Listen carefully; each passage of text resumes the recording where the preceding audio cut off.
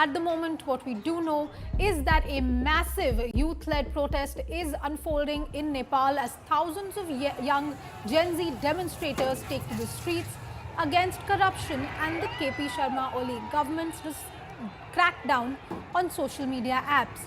What began as online dissent has escalated into street clashes, prompting authorities to impose a curfew in key areas of Kathmandu, including around the parliament.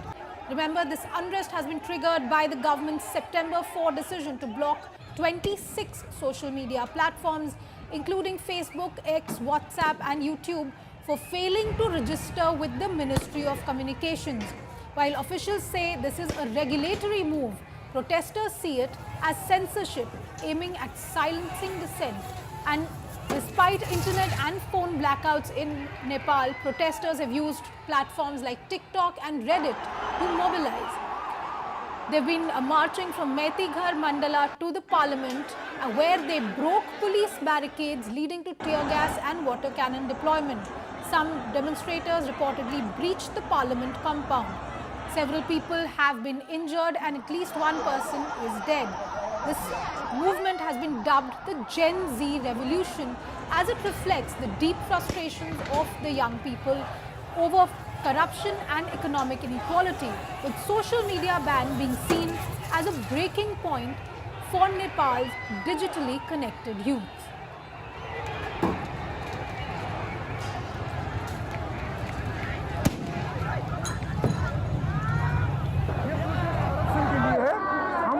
जागरूक हो चुके हैं कि अब बस अब नहीं सह पाएगा, अब जो होगा अब युवा पुस्ता करेगा। हम लोग को ये बूढ़ा लोग नहीं चाहिए, अब जो देश चलाएगा वो युवा लोग चलाएगा। Shivani is live with me on this story. Shivani, we just saw the statement that was made on Aaj Tak's mic on how the young people there are saying this will not be tolerated. The visuals that we are getting is also the protesters actually attacking the police persons, attacking the police barricades. What more are you picking up from your sources? What more do we know about the ground situation in Nepal right now? See, Anisha, the crisis is getting quite difficult out there in Nepal. We are seeing the protesters on the roads. They are intruding inside the public buildings and also we seem to have lost the connection with Shivani. We will get that back. But on your screens right now, viewers, are the visuals from the protest sites. We see thousands of young people in Nepal on the streets. They're protesting against the government. They're questioning the government's decision to ban social media sites. Now, while the government has said that this decision was taken after giving chances to the social media sites to register, the government in fact saying that the refusal of these platforms to register in Nepal is an attack on their sovereignty. And these latest visuals that we are getting from Kathmandu clearly show that the youth of Nepal strongly disagrees with what the government of the country is doing. The young people attacking the police barricades, the young people standing in front of the water cannons being deployed. We do have information that not just the police but armed forces have also been deployed in various areas of Kathmandu. They're trying to curb the protests, but very clearly the youth is not happy. What is interesting to note right now also, viewers, is that 26 social media sites have been banned, but right now the Nepalese people are using websites that are currently open. Reddit, TikTok, Viber, Botim, these are apps that are currently being used by the Nepalese youth to continue to spread their messages, to continue to spread their messages of protest against the government. And the latest visuals that we are getting to you on your screens right now is of how they are also attacking the police, which is trying to stop them from going further. Pranay Upadhyay is live with me on this story. Pranay, it is a very, very important situation. It is a very, very dangerous situation currently as Nepalese youth are out on the streets protesting against the government. We've seen how the government has come out to say that it is the web platforms that are violating the country's sovereignty, they're violating the country's rules.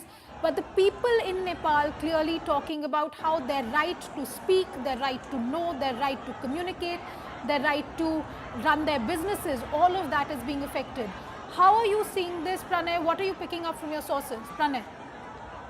In fact, you're absolutely right. This is perhaps the most unprecedented protest we are witnessing right now in Nepal, and not only in the capital city of Kathmandu, but the reports are also coming in from the other cities of Nepal as well. 26 social media platforms have been banned by the Nepal government. Look, there is the situation right now remains volatile because one youth has died, one of the protesters has died, and many of these Gen Z protesters have entered the parliament premises. The government of Nepal has called an emergency meeting to review the situation. Curfew has been imposed in the city of Kathmandu till 10 p.m. today. And the situation is quite tense and quite volatile. However, on the other side, if you see, the government has asked the social media platforms to go for a compliance, to go for the registration, which they didn't. Then government banned it. Many of the opposition parties are now questioning the Oli government's decision to ban these social media platforms altogether, rather than solving the situation. On the other side, this happened last week. After that, these youths have been protesting. They have been asking government to review their decision, but that didn't happen, and the call was given. That call was given by these protesters, and now they came to street. And what you're witnessing right now on the screens is an unprecedented and a massive crowd on the street. Police forces of Nepal are finding it very difficult to control the situation because these youth are there in large numbers, and not only youth of Nepal, but many people. Because if you see, the social media has become a part of our lives. We know that if the social media, be the messaging app like WhatsApp and other messenger apps, if they go out, then your day-to-day running, your day-to-day functioning, which has increasingly become dependent on these social media platforms, get hampered. So this is what is happening. But if you see the series of it, what is happening in Nepal is that a few months ago, there was protest in support of bringing back monarchy. Then there was support, there was protest, against the removal of the Electricity Commission chief. And now what we are witnessing is the protest of youth, especially youth and large number of Nepalese citizens against the government's decision to ban these social media platforms.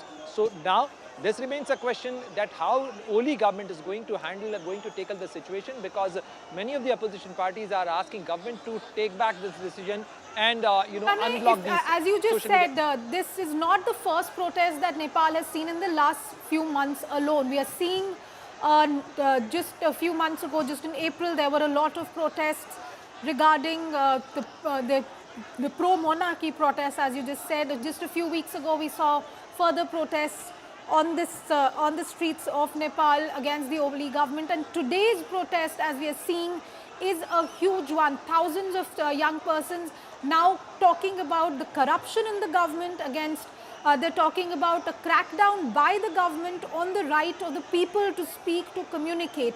How are you seeing this, Pranay? What are you picking up from your sources on who are looking at the situation in Nepal? Because seems to be that the youth of Nepal is currently very, very much against the Oli government. What does this really mean for the government and for the politics in Nepal? Pranay.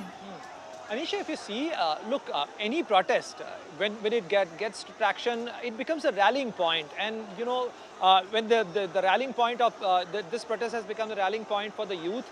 And now many of the grievances have also come on street, because people have been, protesting on various other demands. But now this has become a very big and a massive protest, and other political parties have also joined. Their youth wings have also joined, because in this crowd it is difficult to make a distinction that who's a political, who's a non-political, because it seems to be a mass protest led by these youth, these Gen Z protesters, those who are protesting against the government's decision to block the social media platforms. About 26 social media platforms have been banned and blocked by the government.